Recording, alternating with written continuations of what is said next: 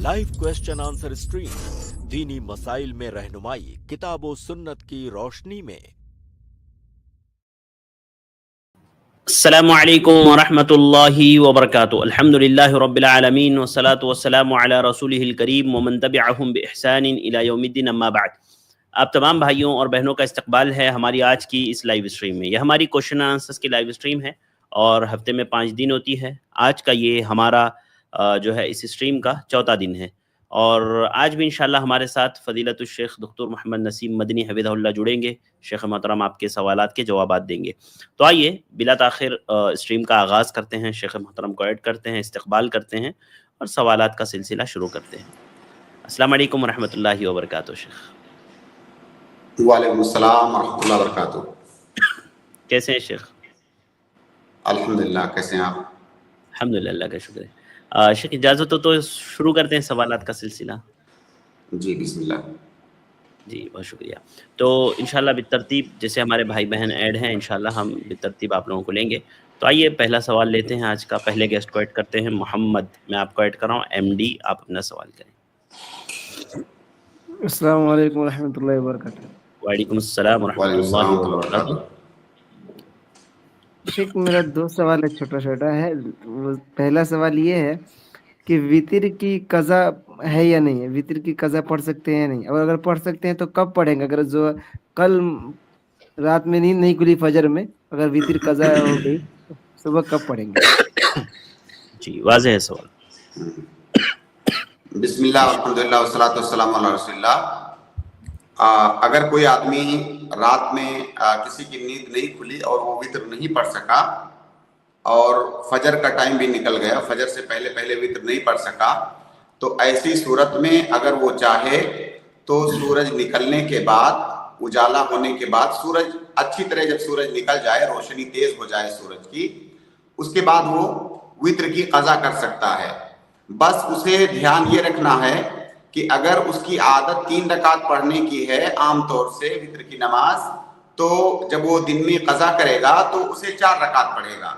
अगर उसकी आदत 1 रकात पढ़ने की है तो वो 2 रकात पढ़ेगा, यानी वितर को वो शफा बना करके पढ़ेगा। जैसा कि अल्लाह के नबी सल्लल्लाहु अलैहि वसल्लम के साथ ऐसा हुआ कि रात में आप क़यामुल लैल नहीं कर सके और तो दिन में आपने कज़ा किया तो 11 रकात के बजाय आपने 12 रकात पढ़ा। तो बहरहाल वितर की कज़ा आप कर सकते हैं। जब दिन में उसकी कज़ा करेंगे तो आप वितर के बजाय शफा पढ़ेंगे, यानी जोड़ा। जी मोहम्मद भाई। जी शेख समझ में आ गया। बहुत बहुत एक और छोटा सवाल है कि हम नमाज पढ़ते हैं और तो क्या हम ये दावा कर सकते हैं अगर कुरान हदीस की रोशनी में पढ़ रहे हैं सुन्नत के मुताबिक, तो कि हमारी नमाज बिल्कुल दुरुस्त है, हमारी नमाज कबूल हो रही है, कबूल हो रही है, ये दावा? नहीं, दुरुस्त होना कबूल होना दो अलग बात है। हाँ, 2 अलग बातें हैं। देखिए, जो नमाज का सही होना है ये हुक्म वज़ई है। नमाज की सेहत हुक्म वज़ई है उसूलियों की इस्तिलाह में। और नमाज को सही उस वक्त कहेंगे जब नमाज को उसके अरकान और शुरूत के साथ नबी सल्लल्लाहु अलैहि वसल्लम के तरीके पर पढ़ा गया हो, तो हम कहेंगे कि ये नमाज सही है। और सही होना ये दुनियावी हुक्म है, यानी जो जाहिर में हमको दिखेगा हम उस पर हुक्म लगाते हुए कहेंगे कि ये नमाज सही है। तो अगर किसी इंसान ने अरकान शुरूत वाजिबात के साथ नमाज पढ़ी है तो जाहिर पर हुक्म लगा करके हम ये कहेंगे कि ये नमाज सही है। बाकी उस नमाज का कबूल होना ना कबूल होना इसका इल्म अल्लाह रब्बुल आलमीन के पास है। हम इस बात की पूरी उम्मीद रखेंगे अल्लाह ताला से, इंशाअल्लाह हमारी नमाज कबूल होगी। लेकिन कबूल पर हुक्म लगाना ये हमारा काम नहीं है, हमारा काम है सेहत पर हुक्म लगाना। तो अगर किसी ने अरकान वाजिबात शुरूत के साथ नमाज पढ़ी है या कोई भी दूसरी इबादत की है तो हम उस पर यही हुक्म लगाएंगे कि वो सही है।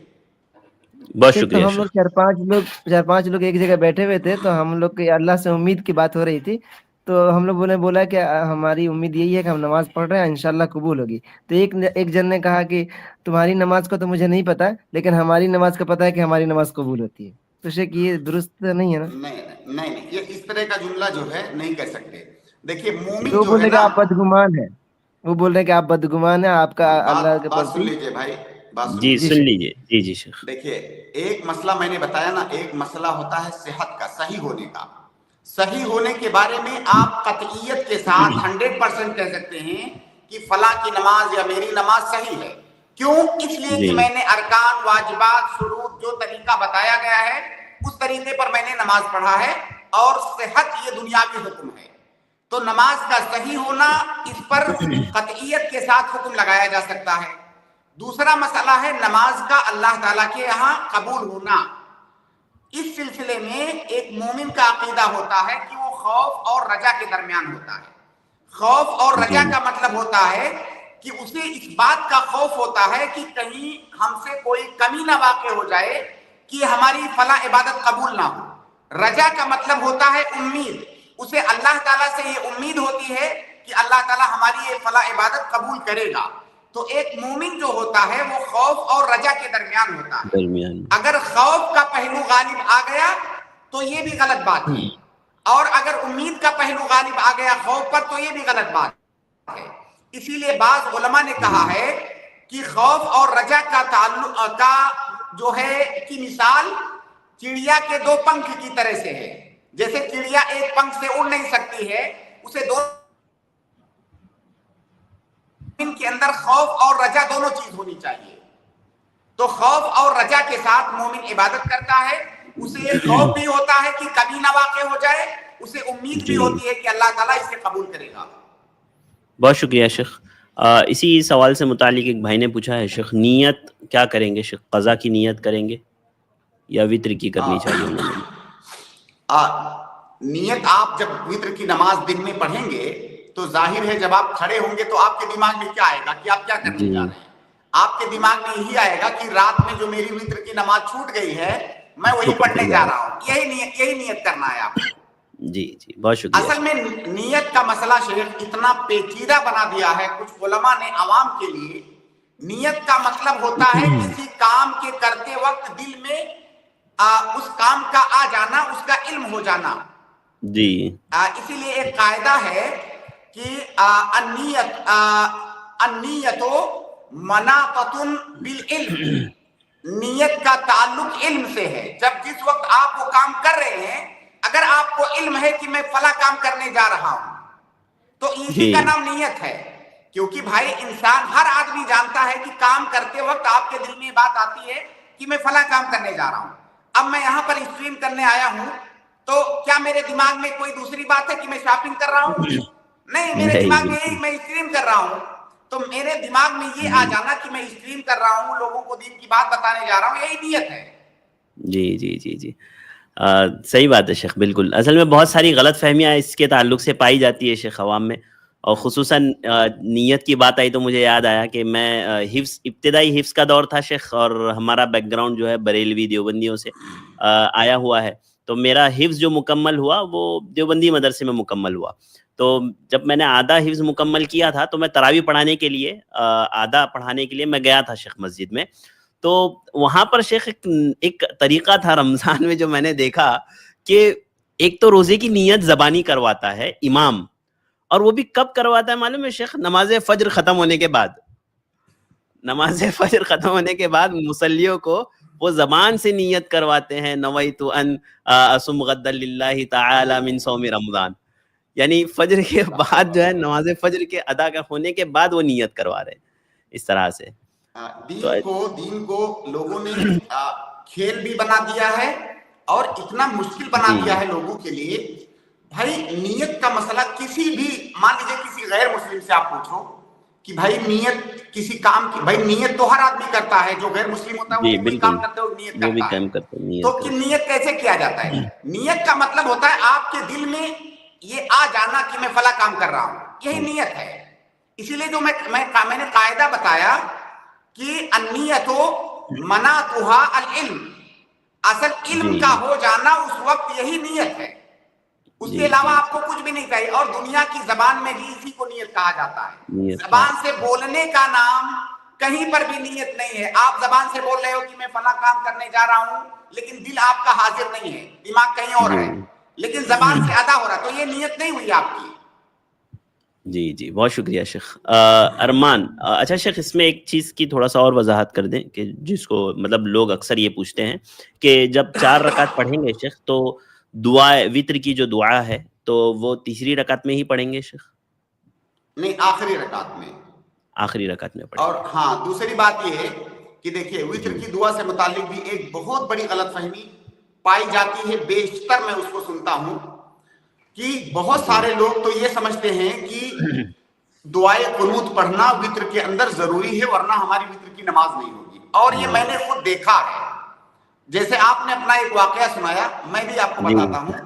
کہیں پر میں نے نماز پڑھی تو امام صاحب اتفاق سے انہوں نے وطر کی نماز میں قنوت نہیں پڑھا. پتہ نہیں بھول کر کے نہیں پڑھا یا جان بوجھ کر کے نہیں پڑھا.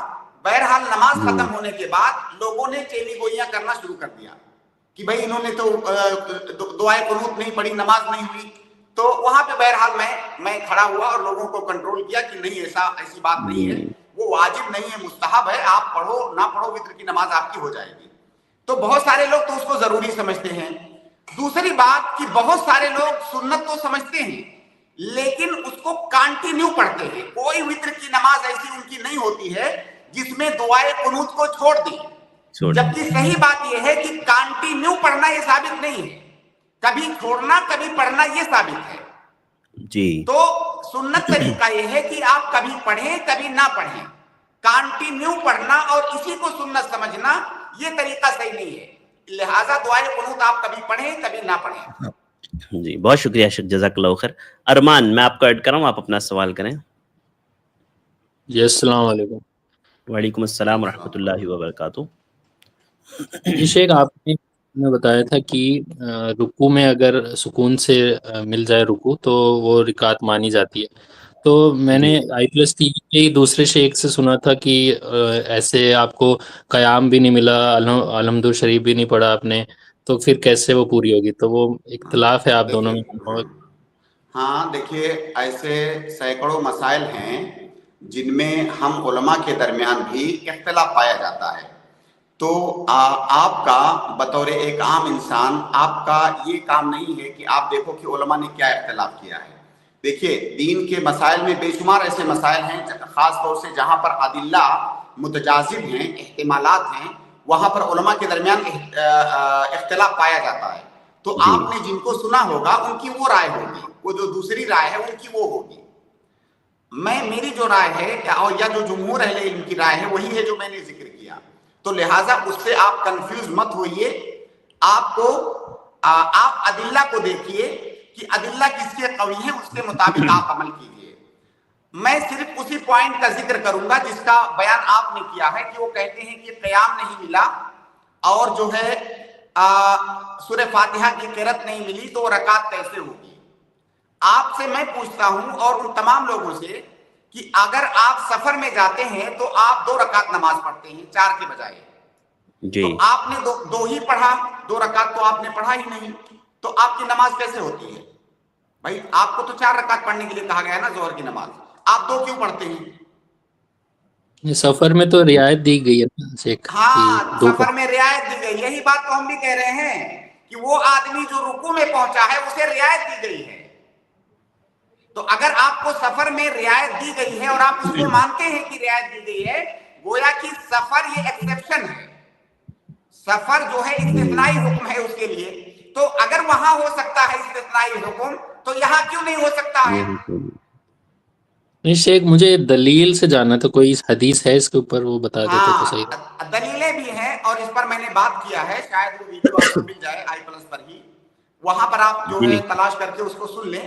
اب وہ ساری چیزیں میں یہاں ریپیٹ کروں گا تو وقت لگے گا, لیکن صحیح بات یہ ہے اب بہت ہی زیادہ بحث اور تحقیق کے بعد نتیجہ یہی ہے کہ انشاءاللہ اس کی وہ رکعت مانی جائے گی, کیونکہ ادلہ سے یہی ثابت ہے, کئی سارے صحابہ کرام سے ثابت ہے, اللہ کے نبی صلی اللہ علیہ وسلم کی کچھ حدیثیں ہیں جن میں ٹھیک ہے کچھ لوگوں نے احتمالات پیدا کیے ہیں, لیکن جو رکعت پانے والا احتمال ہے وہ احتمال قوی ہے. لہٰذا صحیح بات یہ ہے کہ رکعت اس کی مل جائے گی. آپ ادلہ سننے کے لیے آپ وہ ویڈیو تلاش کر کے سن لیں. وہ لنک میں ڈال رہا ہوں, کمنٹ میں لنک ڈال دے رہا ہوں ویڈیو کی, اور انشاءاللہ مجھے وہ لگتا ہے کہ شیخ اس پر کسی دن خاص جو ہے ایک ویڈیو 15-20 منٹ کا بنانا ہوگا، کیونکہ انشاءاللہ شیخ بہت ضروری ہے شیخ. اس میں بھی میں نے سارے ادلہ کا ذکر نہیں کیا ہے، کیونکہ بولتے وقت جو ادلہ دماغ میں حاضر ہوتے ہیں جی وہ جی بول شیخ. دیے جاتے ہیں. تو اس پر باقاعدہ جو ہے میری ایک بحث بھی ہے چھوٹی سی، تو ہو سکتا ہے جب ہم اس پر بات کریں تو ان تمام ادلہ کو اور اس کے مناقشہ علماء کے اقوال کو بھی ذکر کریں. ارمان بھائی میں نے کمنٹ میں پیسٹ کر دی ہے لنک، وہاں پر آپ جا کر کے دیکھ سکتے ہیں، انشاءاللہ آپ کو مطلب جواب مل جائے گا، اس میں دلائل شیخ نے دیے ہیں وہاں پر. ٹھیک ہے جی جی. ایک اور سوال ہے شیخ جی. جی، جیسے عالم ارواح کے بارے میں ہمارے پاس کتنا علم ہے، اور مجھے جاننا تھا کہ عالم ارواح میں کیا ہم لوگ آپس میں ملے بھی تھے انسان دوسرے انسان سے، مطلب اس ٹائم پہ تو روح ہوتے ہیں تو عالم ارواح یہ غیب کا معاملہ ہے، اس میں جو تھوڑی موڑی چیزیں بتائی گئی ہیں ہم صرف انہی کو بیان کریں گے، انہی پر ایمان لائیں گے. باقی جو غیب کی باتیں ہیں ہم ان پر غیب پر ایمان لائیں گے.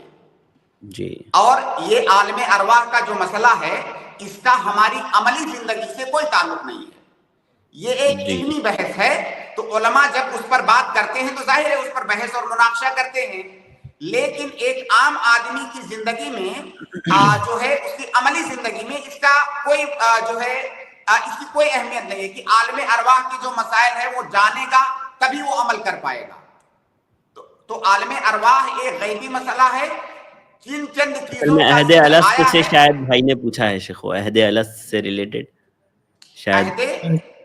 عہد الست جو اللہ رب العالمین نے کہا تھا نا، الست بربکم قالوا بلا، ہم نے کہا تھا ہاں عہد الست. دیکھیے اب اللہ تعالیٰ نے بندوں کو جی دنیا میں پیدا کرنے سے پہلے بندوں سے عہد لیا، مخلوق سے اللہ تعالیٰ نے عہد لیا، اور وہاں پر ہم نے عہد کیا ہوا ہے اللہ تعالیٰ سے. تو اب یہ ایک چیز ہے جس کا بیان آیا تو ہم اس پر ایمان لائیں گے، جبکہ ہماری عقل اگر دنیاوی عقل سے ہم اس کو سمجھنا چاہیں گے تو ہمارے لیے مشکل ہے، تو وہ غیب کی بات ہے، ہم اس پر ایمان لائیں گے. باقی اس سے زیادہ بحث نہیں کریں گے، اور زیادہ بحث اس لیے بھی نہیں کریں گے کہ عملی زندگی سے اس کا بہت زیادہ تعلق نہیں ہے. آپ بتائیے کہاں پہ آپ کو ضرورت پڑے گی اس کی. شیخ مجھے یہ کنفیوژن، اللہ نے وہ بھلا کیوں دیا ہمارے عہد لینے کے بعد؟ اگر وہ یاد رہتا تو ہم لوگ مطلب بول سکتے تھے کہ سنیے، جیسے اب یہاں پر کوئی یہ سوال کر سکتا ہے کہ اللہ نے جب جنت جہنم بنایا ہے تو ہم کو دکھا کیوں نہیں دیتا ہے تاکہ ہم اچھے سے ایمان لے آئیں. تو اللہ تعالیٰ اگر وہ آپ کو دکھا دے گا تو جو امتحان ہے یا ایمان بالغیب ہے، ایمان بالغیب ختم ہو جائے گا. تو اور دوسری بات کہ اللہ سے سوال نہیں کیا جا سکتا، اللہ سے کیوں اور کیسے یہ سوال نہیں کیا جا سکتا. کیا آپ ایک مسلمان ہونے کے ناطے اس بات کو مانتے ہیں کہ نہیں کہ اللہ سے یہ سوال نہیں کیا جا سکتا کہ یہ کیوں، ایسا کیسے؟ اللہ نے جو کہا ہے اس پر ایمان لانا ہے. تو اگر اللہ تعالیٰ وہ یاد بھی تو دلا دیا شیخ اللہ نے.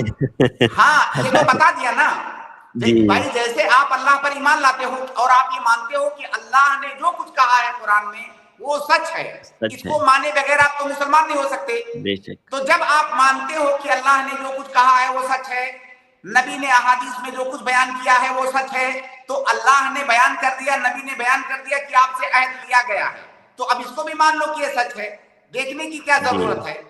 اور اگر آپ کو دکھا دیا جائے نا تو پھر وہ تو امتحان کا جو کانسیپٹ ہے وہ ختم ہو جائے گا. بہترین جواب، بہت شکریہ ارمان بھائی ہمارے ساتھ جوائن ہونے کے لیے. جزاک اللہ، بارک اللہ فیکم. ابو جبران آپ اپنا سوال کریں. السلام علیکم ورحمۃ اللہ وبرکاتہ. السلام ورحمۃ اللہ وبرکاتہ. شیخ ایک تو میں نے جو لکھ کے بھیجا تھا ذرا اس پہ تھوڑی توجہ دے دیجیے، یا مجھے کچھ ویسے الگ سے بتا دیجیے. جی جی جی جی یاد دلانے کے لیے صرف آپ کو بتا رہا ہوں.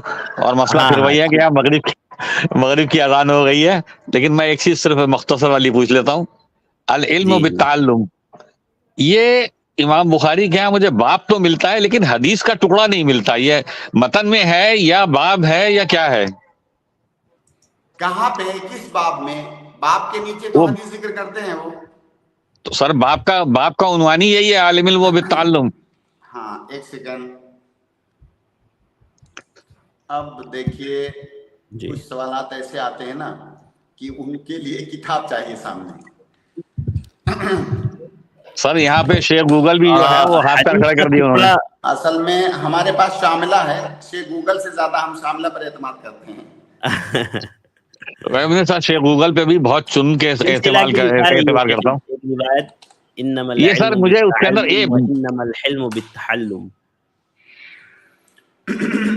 مطلب یہ شیخ ارشد یہ مجھے اصل میں وہاں نہیں ملا, یہ حدیث کے متن میں کہیں نہیں ہے, شاملہ کے اندر بھی اور دوسری جگہوں پہ بھی یہ باب کے عنوان کے طور پر ہے, یعنی باب کا عنوان قائم کیا گیا اس سے. جو ابھی جو میرے سامنے جو مجھے ملا ہے, العلم قبل القول والعمل, باب العلم قبل القول والعمل, اس کے تحت جو ہے حدیث ہے, اور اس حدیث کے اندر یہ ٹکڑا آیا ہوا ہے وَإِنَّمَا الْعِلْمُ بِالتَّعَلُّمِ.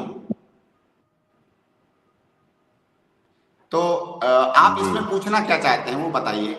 میں یہ پوچھنا چاہ رہا تھا, جی بولے بھائی. مطلب یہ حدیث کا متن میں آتا ہے یا امام بخاری نے اس کا صرف ترجمہ یعنی باب قائم کیا ہے, کیونکہ یہ آتا تو بہت ہے, یہ بات سامنے آتی ہے العلم بالتعلم. جی ہاں بھائی یہ پوچھنا چاہ رہے ہیں شیخ کہ کیا امام بخاری نے صرف باب کے طور پر ذکر کیا ہے یا اس سے متعلق کوئی روایت بھی ہے؟ ہاں دیکھیے بھائی, امام بخاری رحمہ اللہ جب تبویب کرتے ہیں تو ان کا طریقہ کیا ہے کہ کئی دفعہ تو حدیث کے الفاظ کو لے کر کے انہی الفاظ میں تبویب کرتے ہیں, کئی دفعہ حدیث سے مسئلہ مستنبط کر کے جو ان کی سمجھ ہے اس حدیث سے متعلق اس کو جو ہے وہ باب کی شکل دیتے ہیں. تو ضروری نہیں ہے کہ باب کے اندر جو مسئلہ بیان کیا گیا ہے سیم انہی الفاظ کے اندر حدیث کے اندر وہ مسئلہ موجود ہو. یہ امام بخاری رحمہ اللہ کا استنباط ہوتا ہے. جی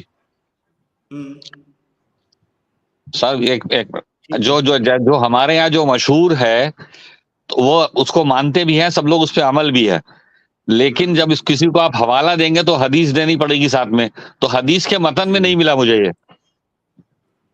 دیکھیے استنباط ہوتا ہے, باب جو ہوتا ہے نا وہ استنباط ہوتا ہے. باب ضروری تھوڑی ہے کہ حدیث ہو, جیسے کوئی حدیث ہوتی ہے اس کے اندر 10 مسئلے ہیں, اسی لیے امام بخاری کو آپ دیکھتے ہیں کہ ایک ہی حدیث کو کئی جگہ پر لاتے ہیں. ایک باب میں لائیں گے ایک مسئلہ بتانے کے لیے, دوسرے باب میں سیم حدیث لائیں گے دوسرا مسئلہ بتانے کے لیے. تو یہ جو عنوان ہوتا ہے امام صحیح بخاری کے اندر, یہ استنباط ہے, ان کا حکم کا استنباط ہے. تو ضروری نہیں ہے کہ اس حدیث میں وہی الفاظ ہوں, انہوں نے استنباط کیا ہے اس کو. تو اس کا مطلب یہ ہوا نا شیخ کہ اس کا مطلب ہم اس کو حدیث کے طور پہ نہیں پیش کر سکتے, ان کا استنباط ہے. بالکل بہت اچھی. جی بالکل بالکل. ہاں تو یہ حدیث کا ٹکڑا نہیں ہے, یعنی اس کو حدیث کہہ کے نہیں پیش کیا جا سکتا. نہیں بالکل نہیں. کیونکہ یہ میں نے بہت معقول یعنی قابل اعتبار لوگوں کے یہاں بھی پایا کہ انہوں نے کہا حدیث میں ہے, حدیث میں ہے. جب ڈھونڈنے نکلا تو حدیث نہیں ملی. امام بخاری کا طریقہ پہلے جب کوئی سمجھے گا کہ امام بخاری جو باب کا عنوان ڈالتے ہیں ضروری نہیں ہے کہ وہی الفاظ حدیث کے اندر ہو, وہ ان کا استنباط ہوتا ہے. شیخ میرا مسئلہ یہ نہیں ہے, شیخ ارشد نے جو بات کہا نا ابھی وہی میرا, میں اس کو نہیں پوچھ رہا ہوں. مجھے خدا نخواستہ امام بخاری پہ اعتراض نہیں ہے. نہیں ایک سیکنڈ یہ ایک حدیث میرے سامنے ہے, تھوڑا سا ایک روایت ہے. دیکھیے پہلے اس روایت کا حکم ہم دیکھ لیتے ہیں. وہ روایت ہے کہ انما العلم بالتعلم والحلم بالتحلم ومن يتحرى الخير يؤته ومن يثق الشر ومن يتقي الشر ومن يتقي الشر يوقه. یہ جو ہے حدیث کے الفاظ ہیں, لیکن امام بخاری نے جو لایا ہے تو اس روایت کو انہوں نے نہیں ذکر کیا. دیکھیے اس روایت کے بارے میں بہت سارا کلام بھی ہے, تو شاید ظاہر ہے امام بخاری اس روایت کو کیسے ذکر کر سکتے ہیں. اور یہ روایت جو ہے صحیح بھی نہیں ہے. دیکھیے بہت سارا کلام ہے اس پر. یہ روایت صحیح نہیں ہے, لیکن اس کا معنی چونکہ صحیح ہوگا اس لیے امام بخاری نے وہ مسئلہ ذکر کیا ہے. ٹھیک ہے, یعنی حاصل کلام یہ ہوا کہ یہ حدیث نہیں ہے. ان الفاظ میں یہ حدیث وارد ہے لیکن وہ صحیح نہیں ہے. صحیح نہیں ہے, یعنی گویا اس کا مطلب یہ ہوا نا کہ مطلب اس کو ہم حدیث کے طور پہ پیش نہیں کر سکتے, अक़वाल सलफ में पेश कर दें या कुछ और तरीके से पेश किया जा सकता है? जी बिल्कुल। या देखिए, जैसे आप कोई एक बात कहते हैं, आपकी वो बात सही होती है, किताब और सुन्नत के मुवाफिक होती है, लेकिन जरूरी नहीं है कि आपकी वो बात हदीस के अंदर मौजूद हो। जी जी जी, यही मकसूद था। जी बेहतर है शेख, जज़ाकल्लाह खैर। शेख अरशद को यानी वाकई मतलब मिठाई पेश करनी चाहिए कि वो बहुत जल्दी पकड़, बहुत तेज स्पीड से पकड़। सर एक बात जरूर है, ये हम लोग शायद उतनी तवज्जो नहीं देते, जो कंपेयर करने वाला है ना उसकी अहमियत शायद जवाब देने वाले के ज्यादा होती है, हो सकता है। मेरे माजरत के साथ शेख, मेरा मकसद खुदा खास्ता कोई कंपैरिजन नहीं है, लेकिन वो मेरी बात समझ के पहुंचा देना। अच्छा फिर एक बात और है, मैंने अभी आपके 3-4 दिन से मैं देख रहा हूँ लगातार माशाल्लाह ऐसे ऐसे सवाल आते हैं कि आप लोगों के लिए तो भाई सलाम कर सकता हूँ सर मैं आपको, सिर्फ जी उसको समझना भी है, उनसे नतीजा भी निकालना है, सही भी समझना है। ये देखिए, ये जो रिवायत अभी हम लोग जिसकी बात कर रहे थे, शेख अलबानी ने इसे सही करार दिया है। अक्सर बेशतर उलमा ने इसको ज़ईफ करार दिया है, लेकिन शेख अलबानी ने उसकी तस्हीह भी की है। तो खुलासा आप ये लेकर के जाइए कि बाज़ उलमा ने इसकी तस्हीह की है, अक्सर उलमा ने इसकी तज़ईफ की है। तस्हीह करने वालों में शेख अलबानी रहमहुल्लाह भी हैं, सिलसिला सहिया के अंदर इन्होंने इसको जिक्र किया है। जी बेहतर है शेख, जज़ाकल्लाह खैर। बारकल्लाहु फिकुम, बहुत शुक्रिया अबू जिब्रान भाई। इसके बाद मैं अगले गेस्ट सिस्टर रेहाना को ऐड कराऊं, आप अपना सवाल करें सिस्टर रेहाना। जी अस्सलाम वालेकुम शेख, बहुत बहुत शुक्रिया शेख ऐड करने का। जी शेख, मेरा सवाल ये है कि जैसे कि ये बताया है कि वालिद के विरासत में लड़की लड़का का बराबर हिस्सा है, लेकिन जैसे माँ का अगर कुछ प्रॉपर्टी है तो उसको कैसे तकसीम किया जाएगा? और दूसरी बात है, अगर माँ के 7 लड़कियां हैं और माँ की कोई चीज है और वो माँ अपने 3 बच्चों को जैसे गोल्ड का चेन दे रही है और बाकी को नहीं दे रही है, तो इसमें क्या है शेख, ये बराबर होना चाहिए कि नहीं?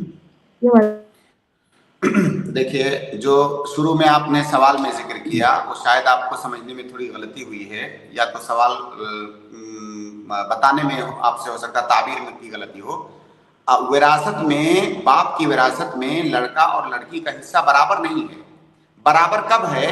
जब बाप अपनी जिंदगी में अपने बच्चों को कुछ दे रहा है, हिबा कर रहा है, तो उसमें बराबर देगा।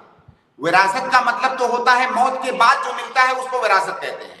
तो मौत के बाद जो अपने बाप की प्रॉपर्टी वो लोग तकसीम करेंगे, उसमें लड़के को डबल और लड़की को सिंगल मिलेगा। ये जो बराबर वाली बात है ये जिंदगी की बात है, मरने के बाद बराबर नहीं है।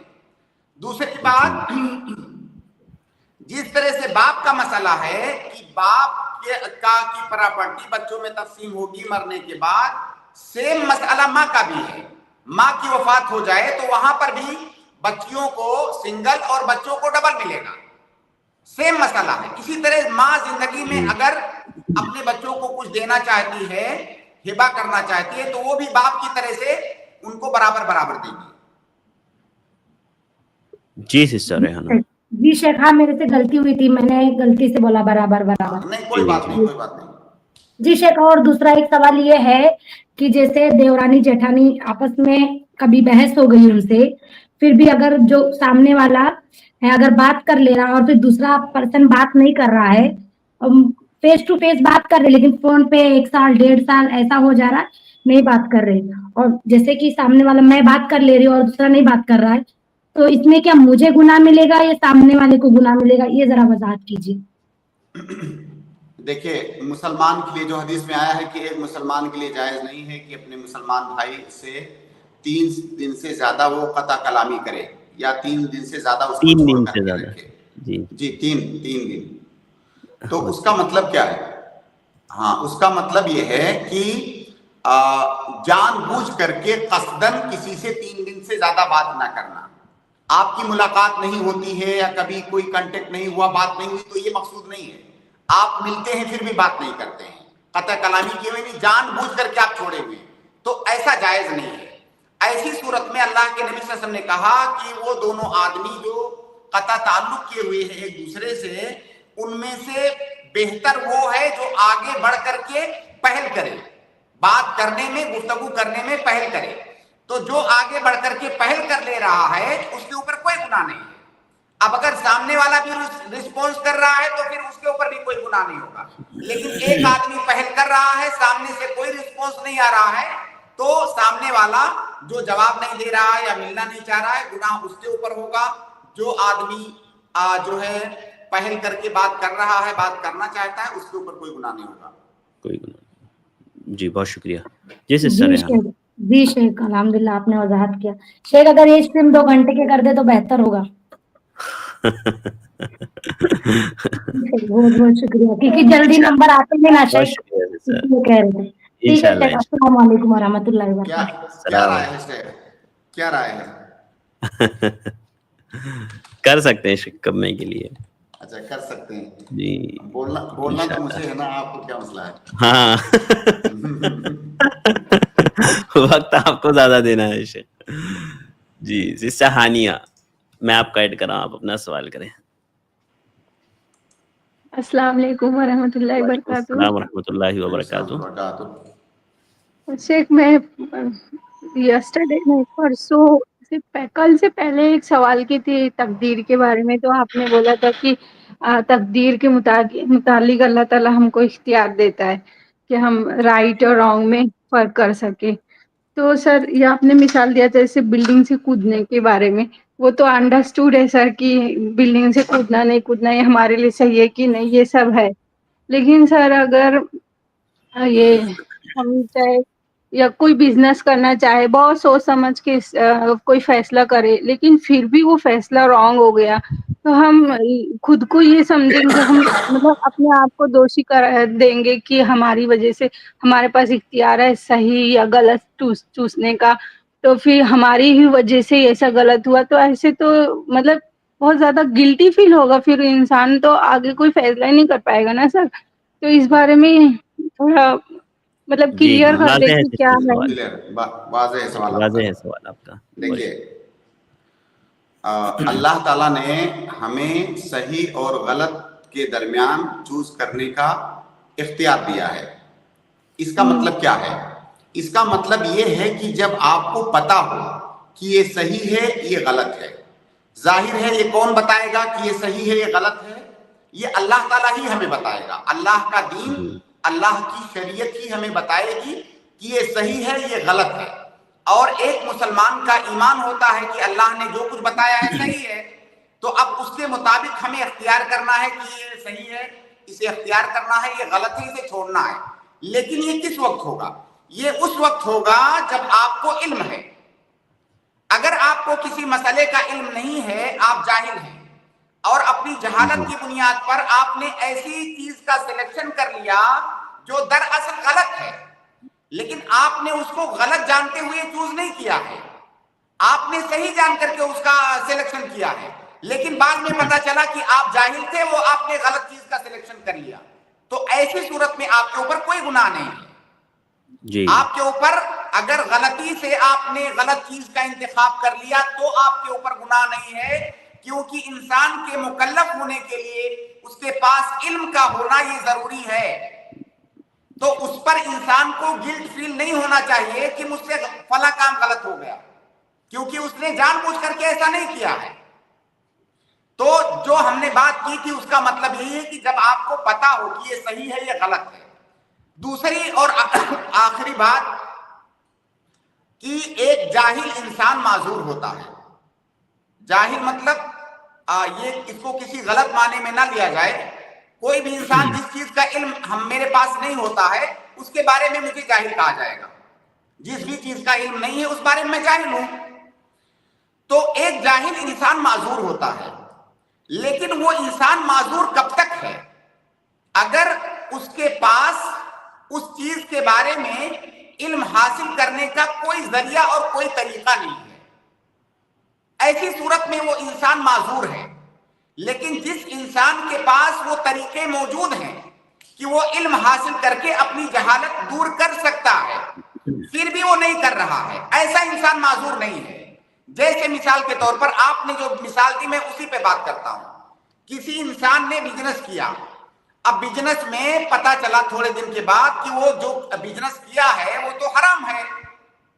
اب وہ انسان آ کر کے اگر ہم سے کہے کہ بھائی میں تو جاہل تھا, تو حرام ہو تو میں نے کیا کون سا غلط کیا, کیونکہ میں جاہل ہوں. ہم اس سے پوچھیں گے کہ آپ کے چاروں طرف علم پھیلا ہوا ہے, علماء موجود ہیں, کتابیں موجود ہیں, دنیا جہان کی ہر بات آپ سیکھ سکتے ہیں, آپ علم کیوں نہیں حاصل کر سکتے؟ اس لیے آپ کے اوپر لازم تھا کہ جب آپ کے پاس وسائل موجود تھے تو پہلے آپ علم حاصل کرتے, اس کے بعد قدم رکھتے. تو اگر آپ نے جان بوجھ کر کے اگنور کیا ہے اور جاہل بنائے رکھا ہے اپنے آپ کو, تب آپ معذور نہیں ہیں. لیکن آپ نے ہاتھ پاؤں مارا, پھر بھی آپ جاہل رہے اور غلطی سے غلط چیز کا انتخاب کر لیا, تو آپ کے اوپر کوئی گناہ نہیں ہے, آپ کو گلٹ محسوس نہیں کرنا چاہیے. شیخ اصل میں اس میں نا تھوڑا سا اس پر روشنی ڈال دیجئے. سسٹر کو یہ ڈاؤٹ ہے نا شیخ اس میں یہ بھی کہ جیسے میں نے کوئی کام سٹارٹ کیا ہے اور مجھے اس کے تعلق سے فل نالج ہے, کام میرا حلال ہے, لیکن میں اس کام کے تعلق سے جانتا بھی ہوں بہت اچھے خاصے, مطلب وہ فیلڈ کو میں جانتا ہوں اچھی طرح سے, اور میں نے سب پوری کوشش کرنے کے بعد اس جو ہے وہ اس کام کو شروع کیا, لیکن اس میں جو ہے مجھے نقصان ہو گیا. تو اب ان کا یہ کہنا ہے کہ شیخ اب وہ یہ سوچے کہ کیا یہ نقصان میری وجہ سے ہوا ہے, ان کا یہ پوچھنا ہے کہ کیا وہ نقصان میری وجہ سے ہوا ہے. یہ سوچ کر کے گلٹ آتا ہے بہت زیادہ کہ یہ نقصان جو ہے میری وجہ سے ہوا ہے, حالانکہ میں سب جانتا تھا, میں سب کر سکتا تھا اس طرح سے. دیکھیے آپ نے صحیح چیز کا انتخاب کیا, صحیح طریقہ چنا, آپ نے صحیح راستے پر چلے, تو کیا ضروری ہے کہ آپ جو ہے کامیاب ہو جائیں؟ کامیابی اور ناکامی کیا یہ مقدر کا حصہ نہیں ہے؟ جس طرح سے یہ مقدر کا حصہ ہے کہ آپ کون سا چنو گے, اسی طرح سے آپ کی کامیابی اور ناکامی بھی مقدر کا حصہ ہے, وہ بھی لکھا ہوا ہے. بالکل. آپ تھوڑی دیر کے لیے دین کے مسئلے کو چھوڑ دیجئے, دنیاوی مسائل ہی کو لے لیجئے. کیا دنیاوی مسائل میں ایسا ہوتا ہے کہ آپ نے صحیح راستہ چنا تو آپ کامیاب ہی ہوگے؟ نہیں, ایسا نہیں ہوتا ہے.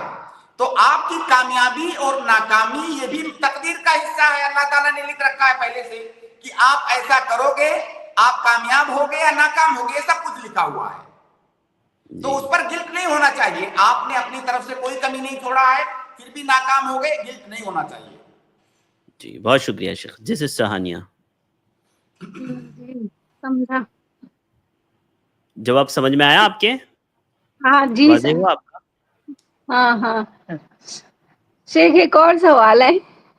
جی ہاں شیخ, جیسے کہ ہمارے پیارے نبی صلی اللہ علیہ وسلم نے بہت ساری شادیاں کی ہیں, تو جی آئی تھنک شاید 12 کی 11 ایسا کچھ ہے. تو جی اللہ تعالیٰ نے قرآن میں بھی بولے کہ آدمی لوگ 4 شادی کر سکتے ہیں, جی لیکن آپ صلی اللہ علیہ وسلم کرنے نے کہاں دیتے ہیں لوگ؟ جی بولے.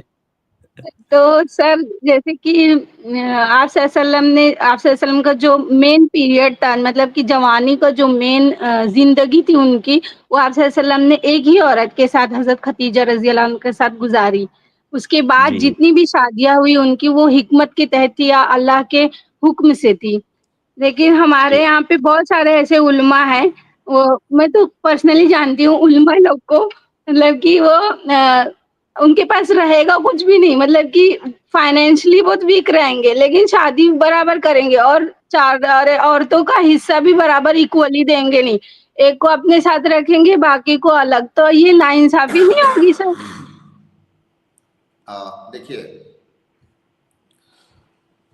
اور ہماری وہ بھی شریعت معلوم میں ایسی شادیاں بھی وہ لوگ مطلب ایسی واضح ہے واضح ہے. آپ کا سوال شادیاں بھی مکمل ہے. ایسی نہیں جی شیخ, ایسے بھی بولیے. ہے نا کہ شادیاں بھی ایسی عورت سے نہیں کرتے کہ جو جن کو وہ ہیلپ کر سکے, یا پھر سماج میں جو کمزور ہے ان کو کچھ رتبہ دینے کے لیے وہ شادیاں کرے, بلکہ ڈھونڈتے ہیں کہ ہم کو کوئی ایسی مطلب بڑے گھر کی ملے اور خوبصورت ملے ایسی. تو بس ہاں اس میں واضح ہے سوال میں واضح. کئی باتیں آ گئی. کوشش کر رہا ہوں کہ کوئی جی بات چھوٹنے نہ پائے, لیکن پھر بھی چھوٹ سکتی ہے کوئی بات.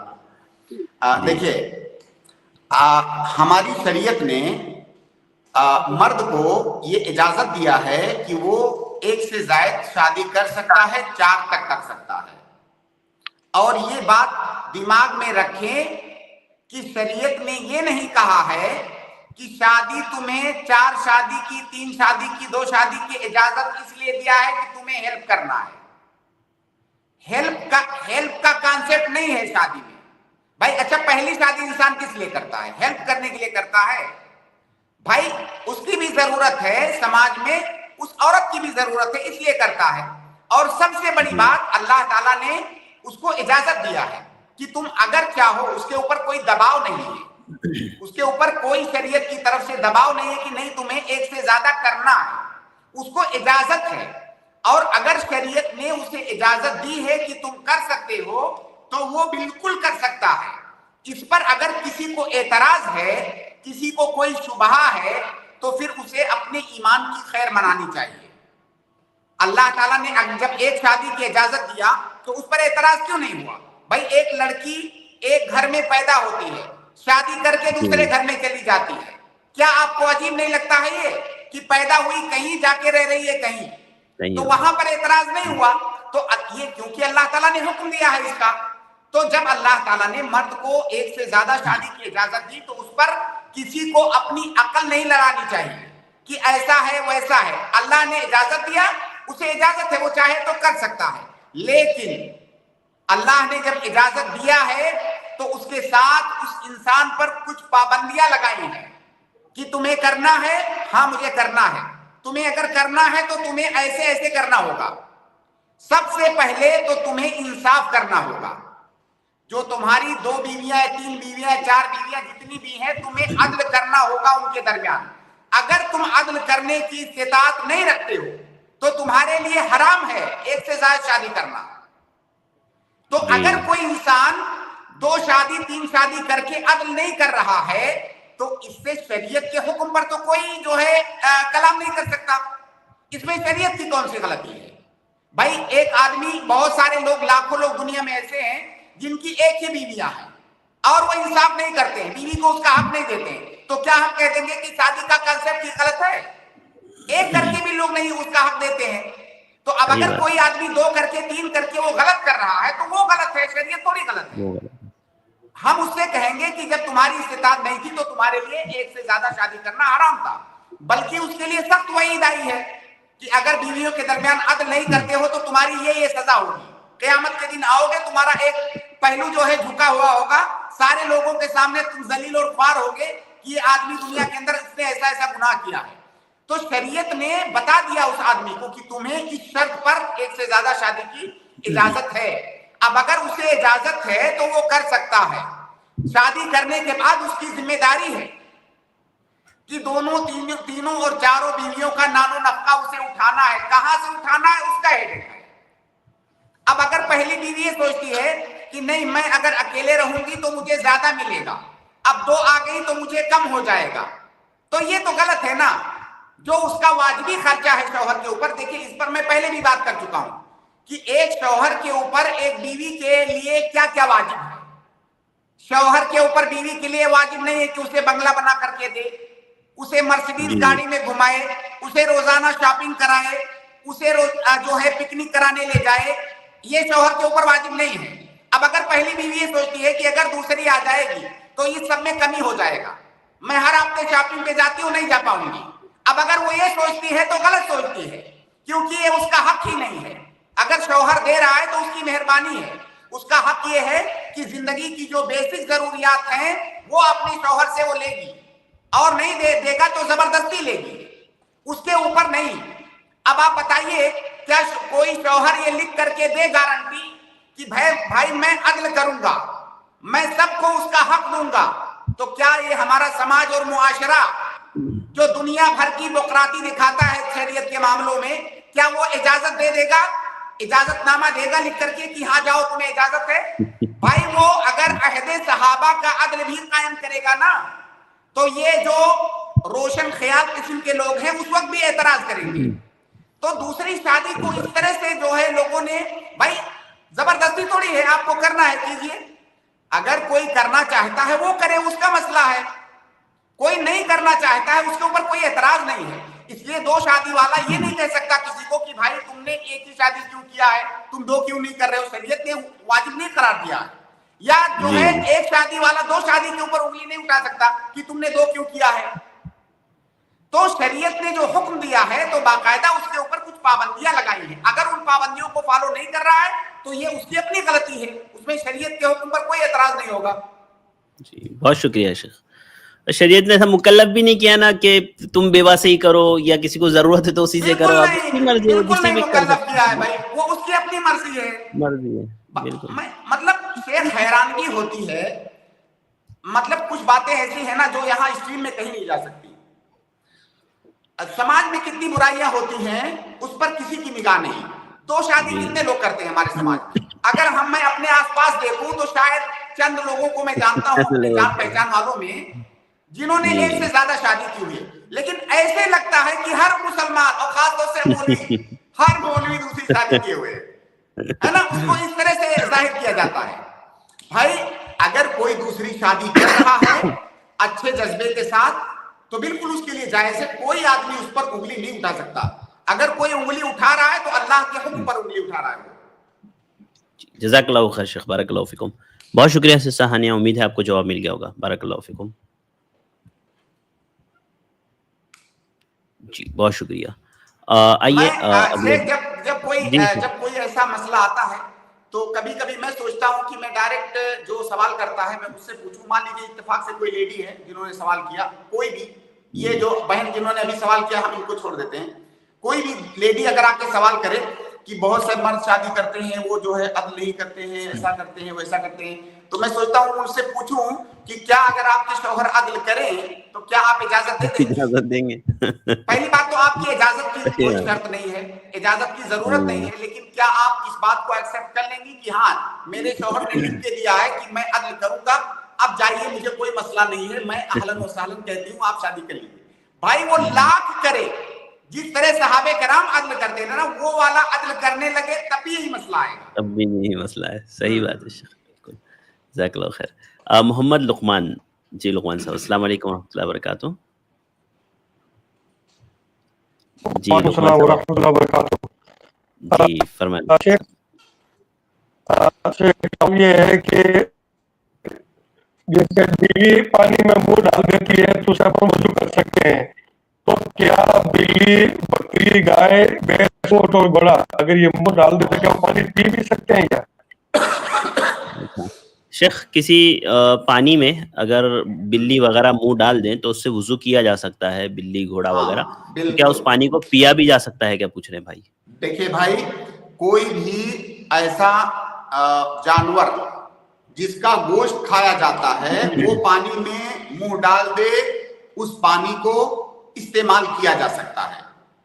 پہلی بات کہ وہ جانور جس کا گوشت کھانا جائز ہے وہ پانی کے اندر منہ ڈال دے تو وہ پانی ناپاک نہیں ہے, پاک ہے, اسے استعمال کیا جا سکتا ہے, وضو کیا جا سکتا ہے, نہایا جا سکتا ہے, کسی بھی طرح استعمال کیا جا سکتا ہے. جہاں تک پینے کی بات ہے تو پینے میں ہم یہ دیکھیں گے کہ کہیں وہ پانی ہمارے لیے نقصان دہ تو نہیں ہے. اگر وہ پانی اس کے منہ ڈالنے سے میڈیکلی وہ پانی نقصان دہ نہیں ہے تو اس کو پی سکتے ہیں. لیکن اگر میڈیکل سائنس یہ کہتا ہے کہ نہیں وہ جانور منہ ڈال دیا ہے تو پیو گے نقصان ہو جائے گا تو مت پیجیے, ورنہ وہ پانی پاک ہے. دوسری بات یہ کہ کوئی ایسا جانور جس کا گوشت نہیں کھایا جاتا ہے وہ پانی کے اندر منہ ڈال دے تو کیا وہ پانی ناپاک ہو جائے گا؟ اس کے اندر تفصیل ہے. تفصیل یہ ہے کہ اگر وہ جانور کوئی ایسا جانور ہے جس کے جوٹے سے بچا جا ہی نہیں سکتا, ایسی صورت میں وہ پانی ناپاک نہیں ہے. جیسے کہ بلی کو اللہ کے نبی صلی اللہ علیہ وسلم نے انہا من الطوافین علیکم کہا کہ بلی تمہارے آس پاس رہتی ہے, اس سے بچ نہیں سکتے, اس لیے اس کا منہ ڈالا ہوا پانی ناپاک نہیں ہے. یا جیسے کہ مان لیجئے کوئی تالاب ہے یا کہیں پر کوئی گڑھا ہے, پانی جمع ہے کسی جنگل کے پاس, اب ظاہر ہے جنگلی جانور آ کے اس میں پانی پیتے ہیں, اب اس سے آپ بچ نہیں سکتے, ایسی صورت میں وہ بھی پاک ہے. تو جن جانوروں جو غیر معقول اللحم جانوروں کے جوٹے سے بچنا ممکن نہیں ہے ان کے جوٹے سے پانی ناپاک نہیں ہوتا ہے. لیکن جن جانوروں کے جوٹوں سے بچنا یہ ممکن ہے, غیر معقول اللحم جانور کی بات کر رہا ہوں, تو ان کا جوٹا ناپاک ہو جائے گا. جی سمجھ میں آئی بات بھائی؟ جی لقمان صاحب آپ کو بات سمجھ میں آئی؟ हाँ जी बिल्कुल, मेरे बिल्कुल आप बोलते समझ में आती है शेख, ऐसा कोई बात नहीं है। आपकी आवाज असल में बहुत ज्यादा कट रही है, निकालते हैं और आपकी आवाज असल में बहुत, पहले से असल में आपकी आवाज बहुत ज्यादा कट रही है। तो मैंने समझ लिया आपका सवाल, वरना बात समझ में नहीं आ रही है आपकी। जी जी जी, थोड़ा सा आवाज बहुत ज्यादा कट रही है आपकी लुकमान साहब। हाँ बिल्कुल आवाज शुक्रिया। ठीक, बारकल्लाह फीकुम, बहुत शुक्रिया। सिस्टर, अफवान सिस्टर, मैं आपको ऐड कर रहा हूँ, आप अपना सवाल करें। जी सिस्टर। वालेकुम अस्सलाम रहमतुल्लाहि व बरकातुहू। शेख, मेरा ये सवाल था कि मजाक में 3 चीजें करना जायज नहीं है, वो भी हकीकत हो जाती है करके, एक निकाह, तलाक और रुजू, ये क्या सही है बात? हाँ सही है।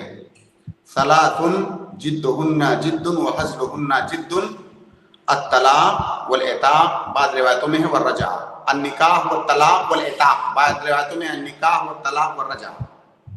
जी। तो कोई आदमी अगर मजाक में भी रुजू करता है तो रुजू हो जाएगा। और शेख, एक ये सवाल था छोटा सा कि मियाँ बीवी में अगर कुछ लड़ाई झगड़ा हो जाए और अपने शौहर से मैं कह देती हूँ कभी-कभी कि जाइए दूसरी शादी कर लीजिए, जब मेंटालिटी मैच नहीं होती है दोनों की। तो शेख वो गुस्से में कहते हैं कि नहीं करना है, लेकिन फिर हाँ ज्यादा बहस हो जाती है तो कभी-कभी तलाक का भी मुतालबा कर देती हूँ, तो क्या इस पर मुझे गुनाह मिलेगा? हाँ बिल्कुल, देखिए अगर एक हदीस में है अल्लाह के नबी सल्लल्लाहु अलैहि वसल्लम की, पहली जो बात है आपकी कि जाइए दूसरी शादी कर लीजिए, ये तो अच्छी बात है। लेकिन जो दूसरा मसला है कि मुझे तलाक दे दीजिए, ये मसला गंभीर है, इस पर बहुत सख्त वईद आई है। अल्लाह के नबी सल्लल्लाहु अलैहि वसल्लम की एक हदीस है कि अय्युमा इम्राअतिन सअलत अत-तलाक मिन फी गैरि मा बिही बअसन, औ कमा क़ाल नबी सल्लल्लाहु अलैहि वसल्लम, कि अगर कोई किसी औरत ने अपने शौहर से तलाक का मुतालबा किया बगैर किसी सबब के, बगैर किसी शरई सबब के, फहरामुन अलैहा रायहतुल जन्नह, तो ऐसी औरत पर जन्नत की खुशबू हराम है। तो अगर बगैर किसी प्रॉपर सबब के किसी छोटी मोटी बात पर वो तलाक का मुतालबा करती है, और बहुत सारी औरतें बार बार भी करती हैं, तो इसके लिए सख्त वईद है, ऐसी औरत पर जन्नत की खुशबू हराम है। तो एक तो ये वईद है, बहुत सख्त वईद। दूसरी बात, आप सोचिए कि अगर किसी छोटे मसले पर कोई औरत बार बार तलाक का मुतालबा करेगी, आप बताइए कि क्या उसके ताल्लुकात उसके शौहर से बेहतर हो सकते हैं? हो सकता है शौहर समझदार है, तलाक ना दे, समझदार है, गुस्से पर कंट्रोल कर ले जाए, लेकिन ये जो बार बार तलाक का मुतालबा होगा ना, तो फिर फ्यूचर में ये उम्मीद रखना कि हमारे ताल्लुकात बहुत अच्छे रहेंगे, ये थोड़ा सा मुश्किल काम है।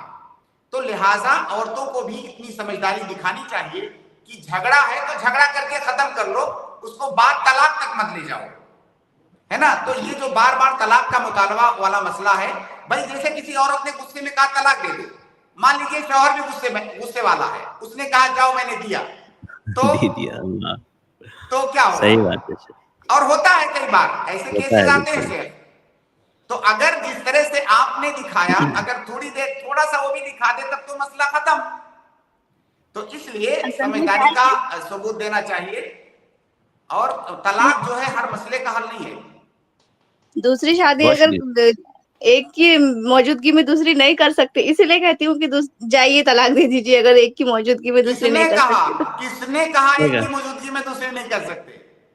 अपने शौहर को लाइए, हम नहीं, जैसे उनकी समझा देते हैं।